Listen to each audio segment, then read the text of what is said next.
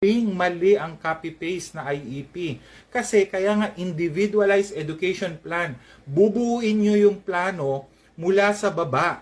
Ano yung alam ng bata, ano yung hindi pa niya alam, ano yung recommendation ng doctor, ano yung sinabi ng OT, ng SLP, ng other allied services, saka kayo gagawa. Kung halimbawa ang bata na merong intellectual disability, let's say 8 years old, may IQ na 57, no? Napakababa ng IQ niya.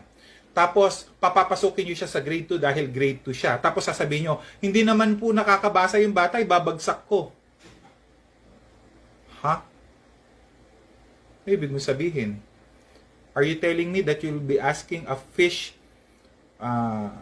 to fly just so to say that the fish is capable in life? Magkaiba nga eh. Meron nga siyang intellectual disability. Hindi mo mapipilit yan na magbasa kung hindi niya kakayanin.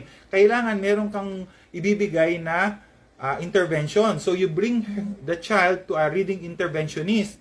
Ikaw mismo na teacher, kahit na special ed ka, eh, hindi ka pwedeng magpaka-hero na, hindi, mahal na mahal ko itong batang to, pagtsatsagaan ko, hindi, mahirapan ka, mapufrustrate ka. You refer it to a reading specialist, intervention specialist. Why? Kasi kung nahihirapan ka, mapufrustrate ka. Kung mapufrustrate ka, walang mangyayari sa bata.